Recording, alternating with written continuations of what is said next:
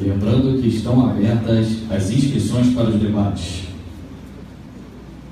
Próximos palestrantes: o excelentíssimo senhor Eduardo Nantes Bolsonaro e o senhor Tony Eduardo, instrutor sênior de tiro. Com a palavra, o excelentíssimo senhor deputado Eduardo Bolsonaro. Eu pedi sua licença para falar aí, Tony, que da outra vez a gente foi na Unoeste, universidade lá em Santa Catarina, em Joaçaba, e a gente acabou falando junto e achamos legal esse formato, fica dinâmico. Vou aproveitar um pouquinho do tempo também, já que ele é meu amigo, eu vejo que foi pouco. Então, inicialmente, agradecer à universidade pelo espaço. Não faz muito tempo, o Bolsonaro numa universidade era uma coisa proibida, era quase um sinalzinho de retorno, proibida a entrada. Então, agradecer ao responsável, ao sargento Rossi, que eu mantive contato pelo WhatsApp, Major Parra, Coronel Vaz, não me cumprimento as outras autoridades aqui presentes. Eu concordo com o senhor, obrigado.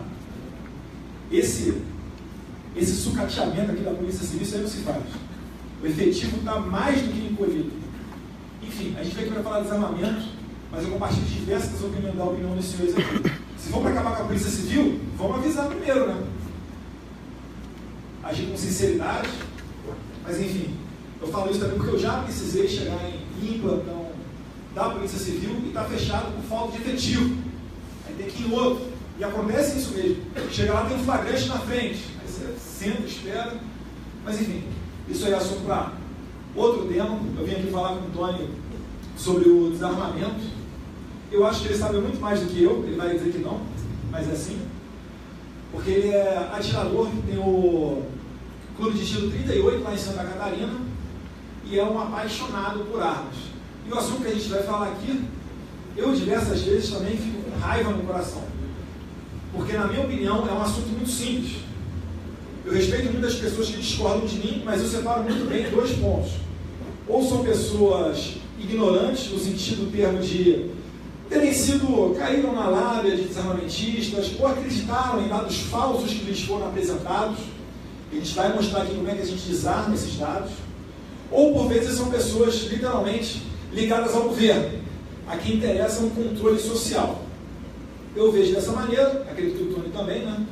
Quando a gente fala de desarmamento, a gente está falando muito mais de controle social do que de segurança pública. Vou fazer uma breve introdução histórica e passar a palavra para o Tony. Não vou retroagir tanto, não.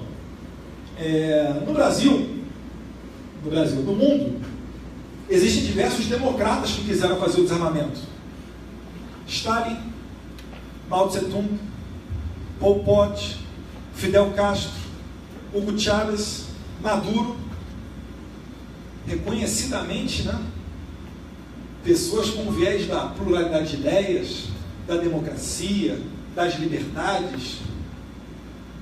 Acho que o mais suave foi o Fidel Castro, acho que foram 20 mil no paredão, mais ou menos. Eu ia cometer uma injustiça, eu ia falar que foi Hitler, que matou só 6 milhões, né? O Stalin, 40 milhões, Mao Tse-tung na China, uns 60, e por aí vai. Mas, enfim, trouxeram a ideia para nós de que o desarmamento é algo bom. E quem foi a primeira pessoa a fazer o desarmamento? Não foram os ditadores militares, torturadores e pegador de criancinha debaixo da cama. Foi a FHC em 1997. Até 1997, meus caros, sabe qual era o crime para porte ilegal de arma de fogo? Mera contravenção. Para quem não é do direito, pode botar na cabeça, muito mal cesta básica dada de pena para esse cara. E os índices de criminalidade não eram como são hoje. Quando a gente começou a medir homicídios, no ano de 1980, o Brasil tinha um pouco mais de 8 mil homicídios por ano. Hoje em dia nós temos 60 mil. Aí vai vir um desavisado e vai falar, poxa, mas a população cresceu. A população ela nem dobrou. Tinha uns 120 milhões, hoje em dia nós temos 200 e pouco. Mas vamos dar uma colher de chá para eles. A população dobrou. Agora vamos lá, hein, gente, não decepciona não, hein? Se a população dobrou de 8 mil homicídios, era para termos hoje... nós temos 60 mil. Eu não vou ser hipócrita de dizer que o problema da criminalidade se reduz apenas ao desarmamento, não. Mas eu vou quebrar aqui um argumento deles, que é o seguinte: mais armas, mais crimes, mais mortes. Não era isso que diziam pra gente? Tony, quantas lojas de fogo, 90% de lojas de fogo fecharam, lojas, né, que vendiam armas e munições, 90% fecharam do Estatuto de Desarmamento para cá. Nós temos menos armas circulando. E nós temos um número crescente de homicídios. Então, por aí, você já quebra a perna deles no primeiro argumento deles. E bem dito aqui, ó, a segurança é dever de todos. Quando alguém entra na sua casa, a primeira pessoa responsável por dar combate a esse invasor é você, não é a polícia. Porque senão a polícia se chamaria guarda-costas. E a polícia tem que garantir o quê? É a segurança pública, é o seu direito de ir e vir nas ruas. É claro que se alguém entrar na sua casa, ela vai estar lá. Mas a comandante dela foi muito bem. A polícia não é onipresente. Pode ser a Ultra SWAT School. Ela vai demorar um tempo para chegar à tua casa. E reparem, no tempo do regime militar, sabe como é que você comprava sua arma de fogo? Chega assim, fez as compras, um mercado conhecido aqui da área, Pão de Açúcar. Fez as compras no Pão de Açúcar, está saindo com um carrinho. Pô, curti esse 357 aqui, hein? Quanto é que é? R$1.000, cara. Está aqui minha identidade, passa o cartão, pegou. Hoje em dia ficam induzindo vocês que o quê? Parece que a gente tem que ter bola de cristal. Não, tem que saber se esse cara vai cometer um crime. Gente, não tem como saber se a pessoa vai cometer um crime. E se ela vai cometer um crime, ela não vai comprar uma arma numa loja. Ela tem que pelo menos deixar o rastro ali da identidade dela. Hoje em dia, né, tem exame psicológico, prova de manuseio junto à PF, mais de 25 anos, residência fixa, nada consta na justiça militar, eleitoral, criminal, civil. E o argumento subjetivo, que é, a gente falou da minha casa lá da Polícia Federal, que é a avaliação da efetiva necessidade. É aí que deixa de ser um direito e passa a ser o quê? Uma imploração para o Estado. Pelo amor de Deus, me dá uma arma, eu quero me defender. Eu moro na zona rural. Isso não é um direito. Se você tem direito, você tem ele, você nasce com ele. Você não tem que ficar implorando, mendigando. Você faz alguma prova subjetiva para saber se você pode sair da rua? Porque, sei lá, né? Mas você sai na rua, esfaqueia um monte de gente, sei lá, né? Tem que fazer um exame psicológico para sair na rua. Não. É direito seu de ir e vir. Vai e volta quando bem entender.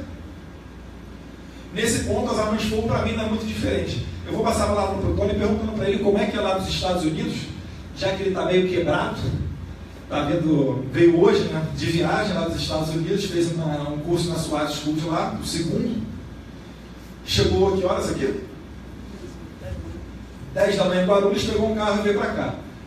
Ele já não é bonito naturalmente, mas com essa casa aqui, ele está um pouquinho alterado. Mas como é que é lá nos Estados Unidos? Fala um pouquinho para a gente, então, por favor. Bom, primeiramente, boa noite. Eu quero rapidamente repetir o agradecimento. Sargento Rossi, que entrou em contato, primeiramente, aí.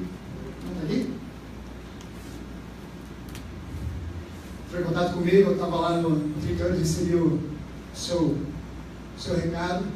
E admito que, infelizmente, pela natureza do meu trabalho, a gente tem que acabar filtrando algumas demandas, mas quando me falaram que havia sido uma ligação do Sargento Rossi, batalhão 27º aqui de Lins, prontamente liguei novamente, acredito que foi logo em seguida aí, e a gente já acertou essa vinda.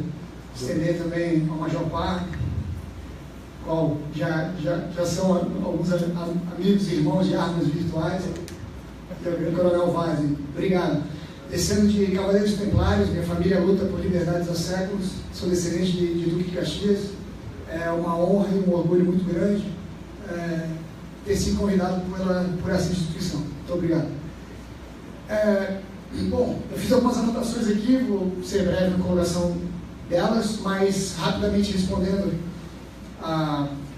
comentário, a levantada de bola aí do meu irmão Eduardo. Cara, o que acontece nos Estados Unidos? Eu trabalho para 2 empresas grandes lá nos Estados Unidos de treinamento, e a gente tem uma empresa fundada pelo meu pai, delegado de polícia, que é o Escola Etílio 38, há 25 anos. A gente não sou eu, não, tá? São eles. A gente, eu e meu irmão, né, recebemos essa empresa, essa labuta ideológica, essa bandeira, essa cruz, que foi receber essa empresa, que meu pai sempre dizia: quem quer ganhar dinheiro nesse país trabalha com segurança privada. Essa enche de dinheiro, fazer o que a gente faz, nunca vamos ganhar, mas a gente ganha outras coisas. A gente ganha, na verdade, a vontade de estar todo dia de pé lutando pelo que é certo. E o 38, a gente faz esse nosso trabalho aqui no Brasil, e felizmente a vida me colocou oportunidades. Há muito tempo viajo para o exterior e muito para os Estados Unidos. Tive temporadas lá, já morei nos Estados Unidos, hoje eu passo praticamente meio tempo aqui e lá, e acabei de voltar numa temporada de lá. E recentemente aconteceu um atentado numa igreja do Texas, onde um insano lá, um louco, filiado àquele Antifa, né, aquela esquerdismo, né, aquela black bloc deles lá, democrata, atacou uma igreja, covardemente, sabendo que há uma lei federal Gun Free Zone, que você não pode estar armado em igreja, apesar de no Texas recentemente pode, só que muita gente não sabe ainda, e atacou pessoas inocentes lá e foi impedido por pessoas boas, né? Um homem mau foi impedido por 2 pessoas boas armadas, assim que noticiaram, né, o ataque que estava sendo ocorrido. A discussão que ocorre lá agora, no Texas, é uma discussão de esclarecimento, para as pessoas irem armadas para as igrejas. Então, diferente da mentalidade de cordeiro, de derrotista, de covarde, é a mentalidade do guerreiro. Então, o que se discute hoje no Texas é: por favor, pessoal, policiais, militares, cidadãos, pessoas do povo, vão armados, andem mais armados. Né? A gente está num mundo feio onde malucos fazem coisas feias. E a única resposta imediata a um sujeito violento, criminoso, seja ele criminoso ou apenas um maluco querendo ter sucesso no seu cometimento de crime, é a força devolvida a ele. Né?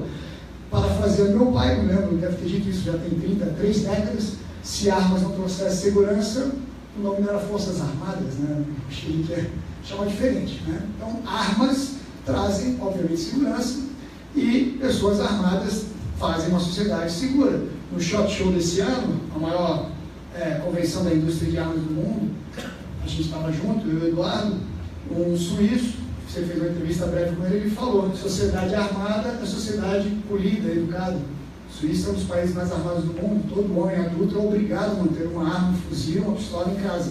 Ele é obrigado até os 40 anos de idade. A partir dos 40 é opcional, é optativo. E a maioria do povo suíço mantém essa arma para sempre, né, em casa até o fim da vida. Então, número 1, a sensação de segurança levantada pelo grande coronel Vaz aqui. Existe sim a sensação, é verídica, existe a defesa, que ela pode ser um ataque justo, não é uma defesa. E a sensação de segurança ocorre quando você tem um povo armado. O Brasil não é um povo armado. Nunca foi historicamente. E só piorou, né, em 97, com a Lei 9437 de Fernando Henrique Cardoso, um sociólogo, um democrata, um esquerdoide, né, um cara que enxerga um mundo somente deles, né, um mundo bem diferente do mundo real que a gente vive, como é de prática político brasileiro, por regra. Ele começou a criminalizar a figura do porte de arma, para controlar o povo, botar medo em quem tem medo de lei. Eu era pequenininho, meu pai delegado de polícia experiente, talvez o sujeito que mais entende de segurança pública desse país, pouco ou nada aproveitado, porque as diligências são políticas, e muitas vezes você não quer que funcione segurança pública. Meu pai já dizia: a lei é para quem cumpre. Né? A polícia chega para punir aquele que já feriu a lei. Responsabilidade da sua família, a sua pessoal, é somente sua. Se você não tem uma arma para defender sua família, num país como no Brasil, se você não está preparado a proteger a sua família, se você acha que passar um telefone, vai ligar para o 190, e a tenente coronel e os homens dela, as mulheres dela, vão fazer milagre, você está com um problema de noção de realidade muito grave. Aí você pode até passar a responsabilidade para outra pessoa e se isentar dela. Eu te respeito, pessoas como eu, como o irmão Eduardo, nós vamos morrer defendendo aqueles oprimidos. Conhecendo a pessoa, não. Eu não consigo, como um guerreiro nato, nascer na família que nasci, descendente de quem descendo, deixar que uma injustiça seja cometida, né? E não fazer nada. Mas contar que a polícia vai fazer um milagre de prever aquela ação, não. A polícia ela vai fazer a repressão e finalmente a investigação do crime, etc. E rezar para que o judiciário, etc., né, faça o seu papel e esse sujeito fique retirado da sociedade por um tempo satisfatório. Então, desarmamento nada tem a ver com segurança, nunca teve, né? Pelo contrário, tem a ver em geral o caos, né? Tem a ver em tirar esse direito inerente que antes ele era, entre aspas, democrático, hoje é para o rico, amigo do rei, né? Muito caro ter uma arma, muito difícil.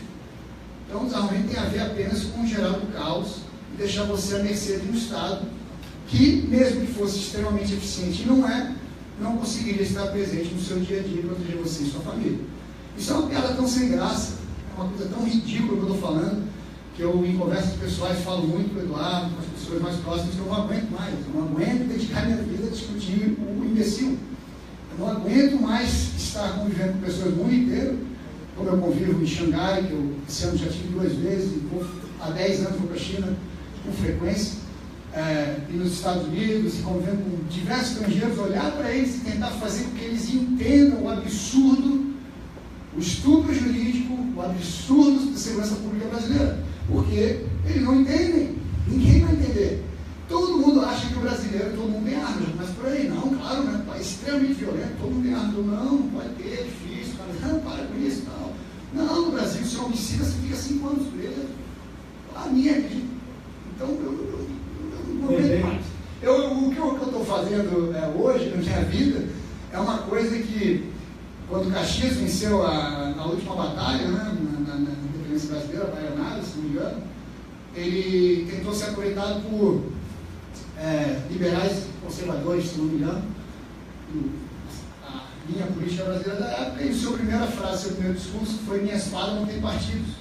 Eu venho dessa família partidária, né, que tem verdadeiro ojeriza a partido político, que defende interesses pessoais e partidários, nada a ver com públicos, nenhum tipo de civismo, mas me identifico muito com pessoas, né? E esse cara, essa família dele são uma coisa para mim diferenciada, e quando você quer ver que o político é diferenciado, é só ver que ele nunca se dá bem com o partido dele, está sempre uma confusão ele no partido dele.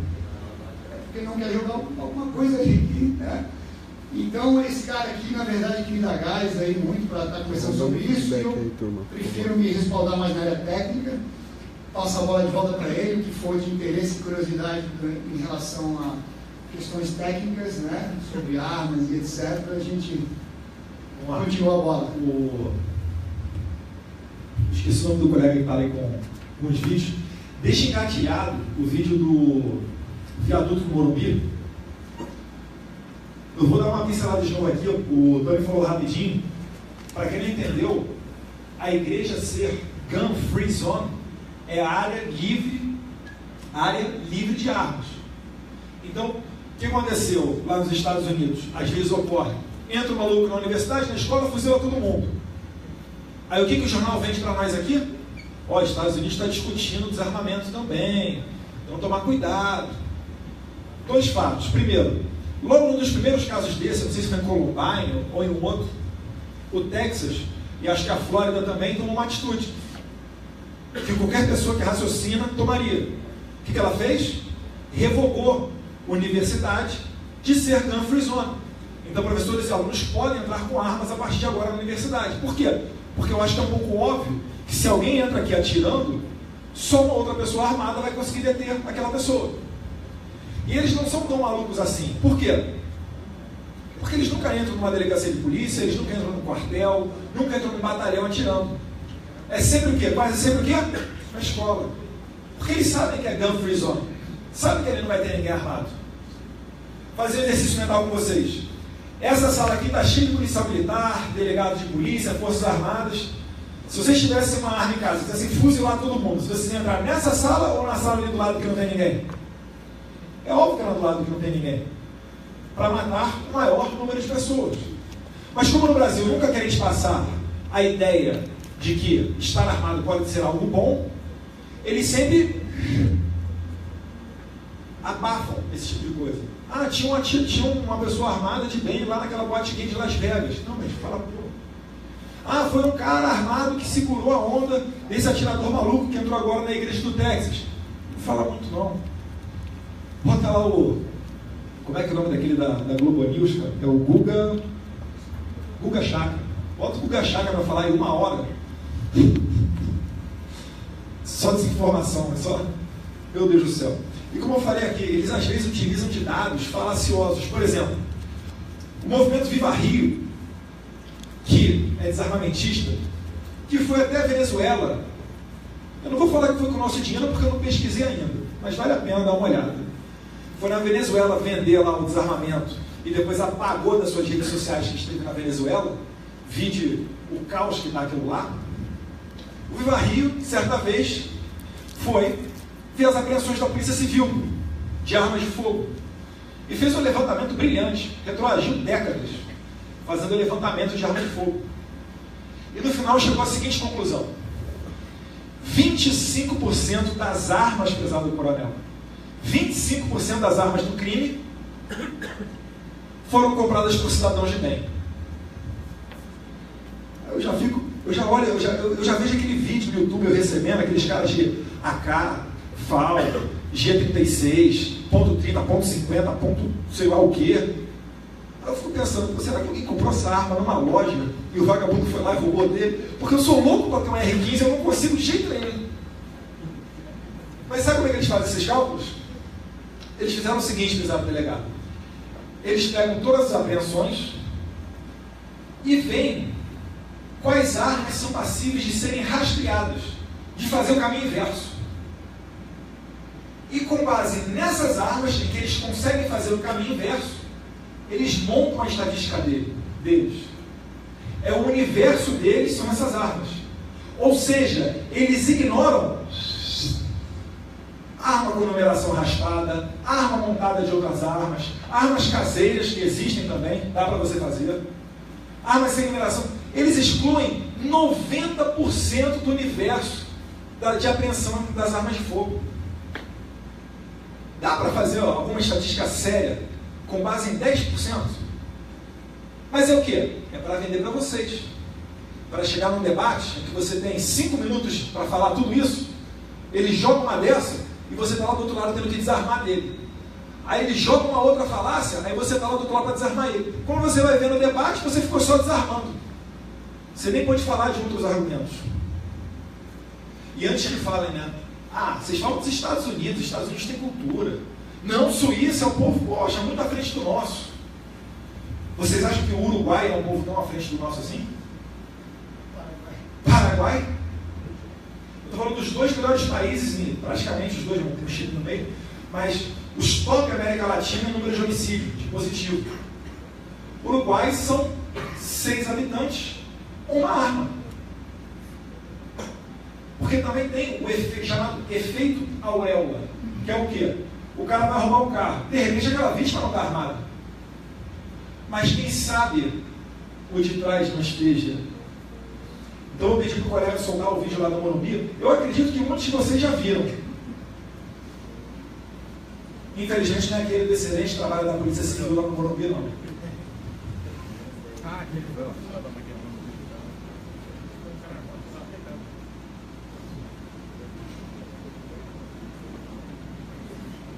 Pelo Mormonim vocês já viram, né?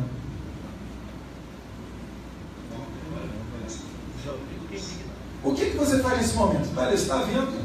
Está o garotão pulando, quebra o vidro, aí os outros 2 pulam de cá.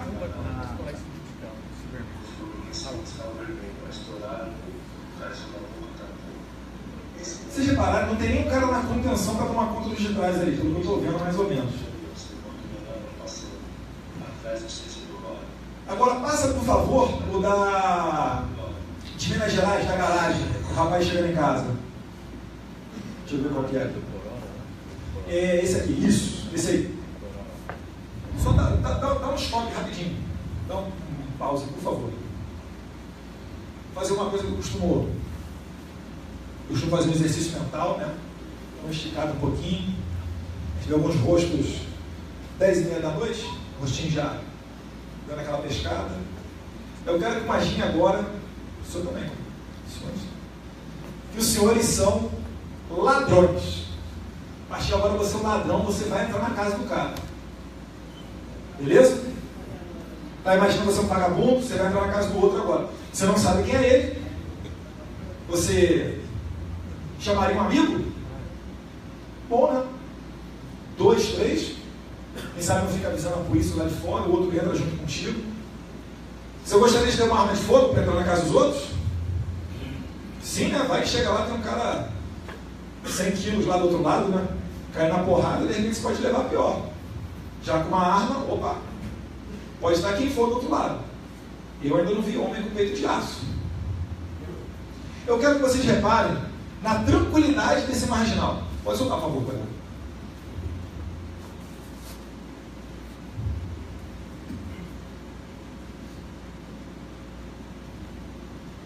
E a gente na polícia, quando vai cumprir um mandado de prisão ou vai para uma situação mais sensível, é tensão. É arma em punho, pode do outro lado da pessoa armada. Chegou em casa, está o rapaz com a esposa, olha lá, arma para baixo, caminhando. Só que dessa vez ele não se deu tão bem. Esse primeiro aqui nunca mais assalta ninguém. Ele deu azar, por quê? Porque ele pegou um policial civil chegando em casa. Estava com a esposa do lado, ele volta, troca o carregador. E estava ligado, né? Ele viu que ia ser assaltado. Qual o problema disso daí? Esse que morreu. De repente ele deu 5 tiros no cara. Vai de repente um juiz formado em direito, sou formado em direito, posso falar à vontade, sou advogado pela FRJ. De repente ele vai entender o quê? Que houve excesso. Ele vai entender o quê? Que deveria ter dado 2 tiros na perna. Eu estou falando sério, gente. Eu tenho um pouco mais de liberdade para falar do que a comandante Daniela, porque ela é da Polícia Militar. Eu ainda acho que eu tenho imunidade parlamentar para falar. Eu acho. Não sei, né? Vamos ver se o STF vai condenar o Jair Bolsonaro por apologia ao estupro.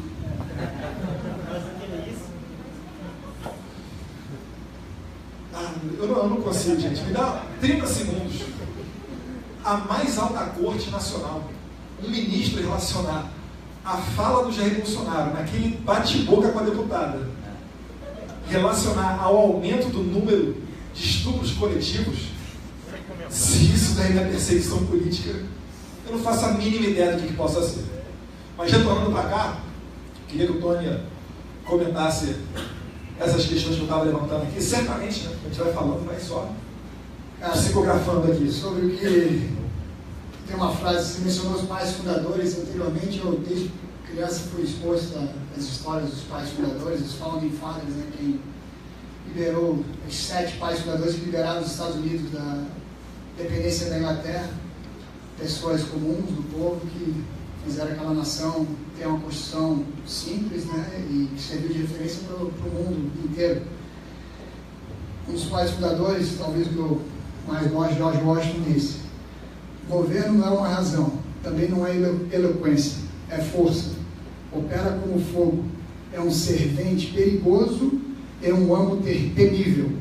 Em nenhum momento se deve permitir que mãos irresponsáveis o controlem. Quando você fala que um ministro tem esse tipo de interpretação, a culpa foi nossa. Nós permitimos que o Brasil virou o que virou. Sobre leis, eu era muito pequeno, meu pai já dizia, esse país não tem problema com lei, ele tem problema com a aplicação dela. Lei não mudou muito, mas hoje tem audiência de custódia, ninguém mais fica preso. Eu sou filho do meu pai, eu tenho apenas entre aspas, né? Mas é triste isso, 36 anos de idade, eu vivi num país completamente diferente, absolutamente diferente. A casa dos meus pais vivia aberta, não sei o que ela está trancada, carro com a chave dentro. Se a chave não estivesse lá, alguém ficava bravo, né? Pô, onde é que botaram a chave que não está na intuição? Né? Hoje pessoas são estupradas e mortas. O meu pai dizia, como tantas outras, que eu ainda adolescente, achava, pô, o pai exagera, adolescente, não faz tanto tempo assim, Chegará um dia que o criminoso vai fazer assim na tua porta. Abre aí.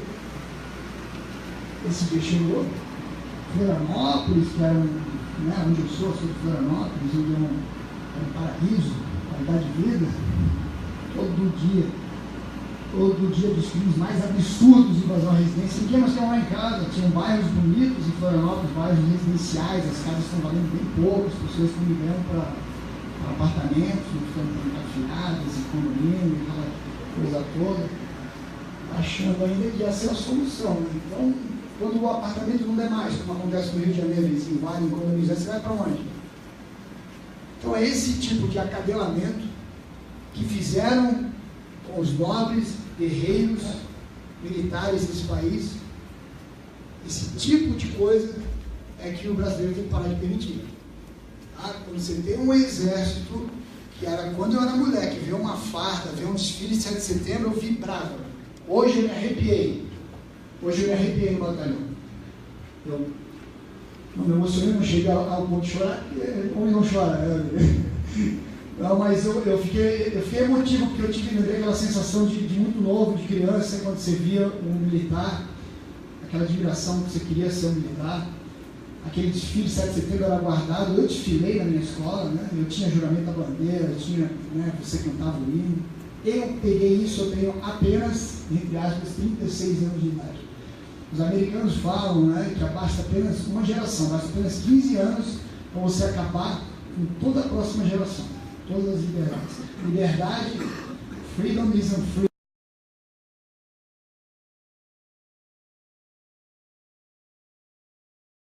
Quadrilhas que são os seus partidos, e eu só tenho lugares ainda, eu acredito ainda nesse povo, eu acredito no brasileiro como um povo patriota, limpo e honesto, a maioria é, a imprensa que tenta toda hora passar o contrário, os colégios, as escolas hoje passando isso para as crianças, né? A exacerbação, a esculhambação da corrupção sendo mostrada em jornais e TVs é justamente para você descrer no seu povo. Eu não acredito em político, mas no meu povo, ainda acredito. Thomas Jefferson disse, né? Quando as pessoas temem o governo, isso é tirania. Quando o governo teme as pessoas, isso é liberdade. Esse país, esse governo, há muito tempo, não tem medo nenhum das suas instituições, né? Nenhum, aliás, controla elas, muito menos do seu povo. Então, de uma maneira minoritária, você que está aqui, pai e mãe de família, se você coloca a sua segurança pessoal na mão da instituição Estado, você está de brincadeira comigo. Você está, primeiro, fazendo uma coisa que nenhum país do mundo faz, e segundo, você está dançando conforme a música que eles querem que você dance. Aqui, o comunismo, o novo comunismo, chamado, alertado pelo grande professor Olavo, ele não precisa botar no paredão. Não precisa executar como foi feito com Stalin, com Hitler e toda essa trupe, né? Mao Tse Tung. Não precisa. Ele está morrendo e a sua gente não percebe. 60 mil números oficiais, um país que somente. Quem aqui acredita em número nesse país? Pode, mais de 20%, é 20 anos falando. País maluco, mano. 60 mil homicídios. Eu triplico esse número. Mais de 90% não são elucidados. E os desaparecimentos? Desaparecimentos viram o quê? Vira luz, a pessoa vira luz, que é gigantesco, né? Quando você não elucida, você não sabe nem o corpo, você não acha, não é homicídio, o cara está desaparecido, você vai comprar cigarro e sumiu. Então esses 60 mil, Eduardo, me desculpa, mas esse é um número muito brando, é um número, né? Apesar de bater guerra da Síria e etc., mas é um número ainda falacioso. É muito pior do que isso. Você não precisa morrer para acabar com a sua vida. Deus nos livre de passar por isso, mas assista depoimentos, visite uma delegacia de polícia e assista o que é uma pessoa, uma mulher estuprada. O quanto é aquele choque, aquele trauma para aquela família. Uma senhora que é amarrada numa cadeira espancada por horas, enquanto o vagabundo manda fazer comida. Uma senhora sequestrada de idade de 67 anos, como aconteceu na região de Florianópolis. Diga-se passagem, sequestro resolvido pela equipe delegado Anselmo da Trás, do Leite lá, que são fantásticos, fabulosos, 100% de resolução, merecem mérito total sempre. Senhora de 67 anos amarrada no mato, 2 dias estuprada. Ela morreu, porque o pessoal dele conseguiu, achou, né, recuperou, prendeu os criminosos, era um casal, 3 pessoas. 2 era um casal. Você precisa morrer para acabar a sua vida em terra. Aliás, para pessoas como eu, a morte honrosa é melhor do que a vida de joelho, você pode ter certeza. Então, esses números, 60 mil, se isso não te abala, se isso não te fere, você está esperando o quê? Está esperando ter verdade entrar à sua porta e daí vir a pensar, nossa, o que eu devia ter feito, né? Mas eu liguei para o 190 ali, mas não deu, não dá, é humanamente possível. O like ele não vai chegar e pousar dentro da sua sala, da sua casa. Não vai um atirador de sniper fazer um tiro de 10 quilômetros e pegar esse criminoso, isso não existe em lugar nenhum do mundo, gente. Então, terminando essa explanação momentânea, agora eu vou dizer o que o americano fala. Lá nos Estados Unidos, onde você tem direito, né, ao acesso livre de armas, inclusive ao porte de armas, o open carry, que é o porte ostensivo, praticamente em todos os estados dos Estados Unidos é automático, você compra uma arma, pode botar na cintura, mostra, você pode fazer isso. Lá as pessoas estão fazendo um apelo, por favor, pessoal, começa a vir armado para a igreja, começa a vir armado, todo lugar que você puder vir armado, vem armado. Proteja-se. Né? Eu estou falando de um país que tem 10 vezes menos homicídios que o Brasil, né, números oficiais. Eu quero ver alguém que manda um filho para a Disney e tem medo da segurança dele. Isso é, rapaz, meu filho vai ficar uma semana na Disney, eu estou apavorado. Vai ser sequestrado, vai ser morto, vai ser roubado? Não. Não, isso não existe. É igual Las Vegas, eu estou no final do ano, eu vou dar uma passada lá em Las Vegas, aí você pensa, pô, vai que pinta outro atirador daquele e abre fogo, você está lá no meio, imagina? Eu falei, não precisa nem imaginar. No Brasil são quase 3 Las Vegas daquele por dia. Aqui sim, se eu for atingir, tem que a sorte. Pois vai falando, já lembrando um monte de coisa. O que eles estão fazendo nos Estados Unidos é uma política muito complicada, né? Foge um pouco do tema, mas a gente precisa de certo esclarecimento para entender os porquês e chegar no como se luta contra isso. Mas os Estados Unidos teve uma onda democrática ali, né? A democracia é uma mentira, né? A democracia antecede a tirania. Né? Nós somos, o Brasil, uma república, né? E esse conceito democrático, todo mundo tem uma opinião, um caraquento na rua, nojento, tem o mesmo voto que o governador aqui.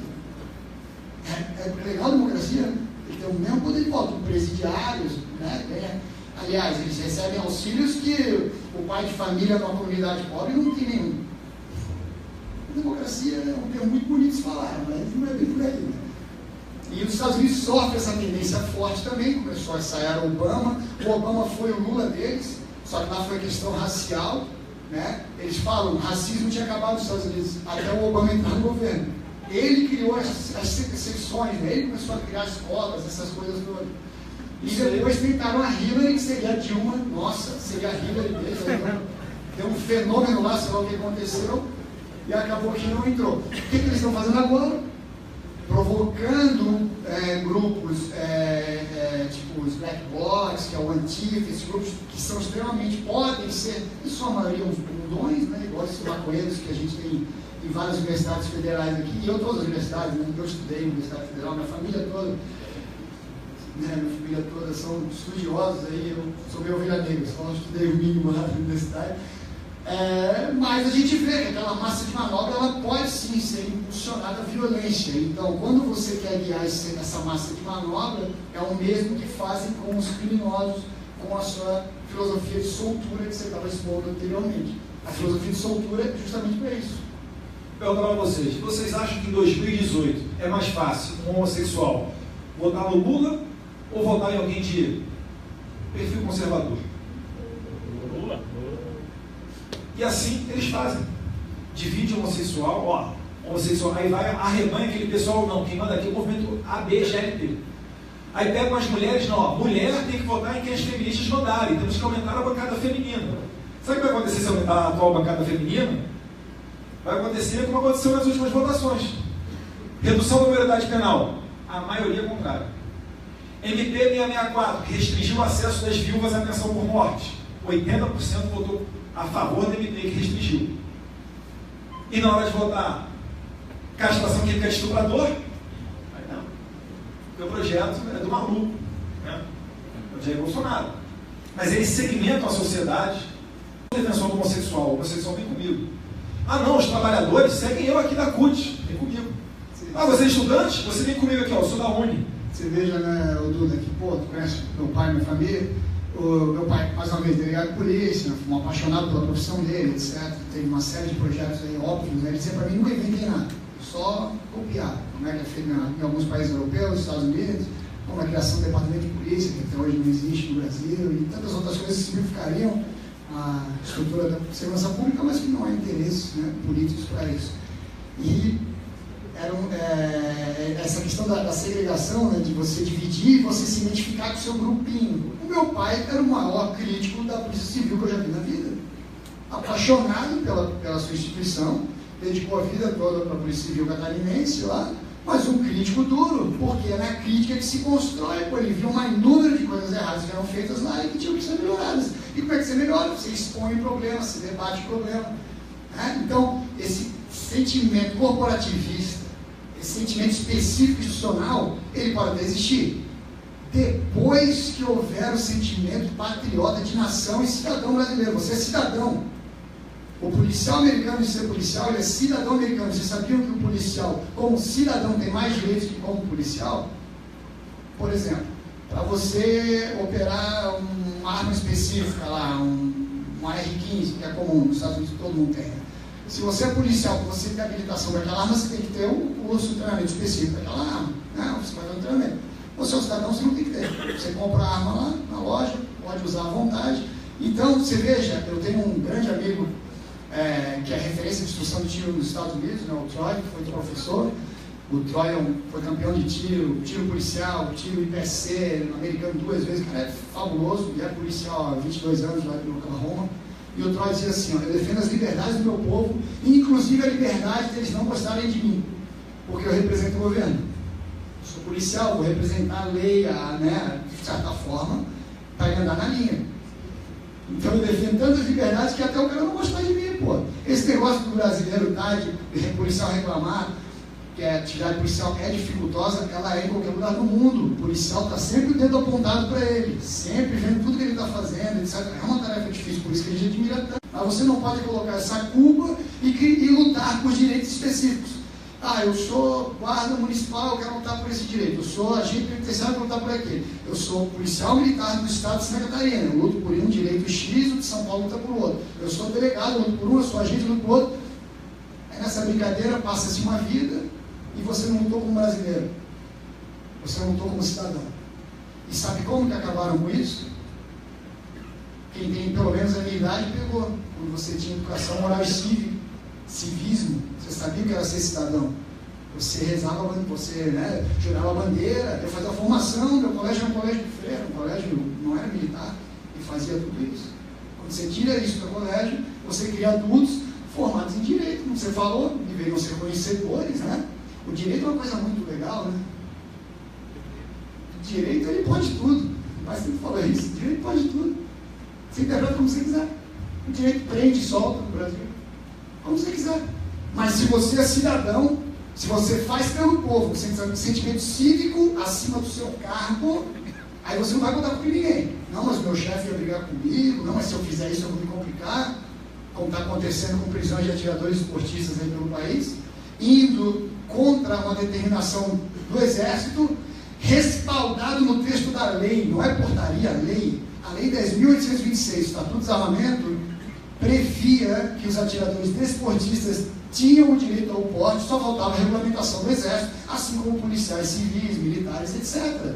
O Exército, infelizmente, aí por falha do Exército, levou mais de uma década para regulamentar, regulamentou tudo bem, até tem críticas, assim, podia ter sido melhor. Eu vou abrir parênteses.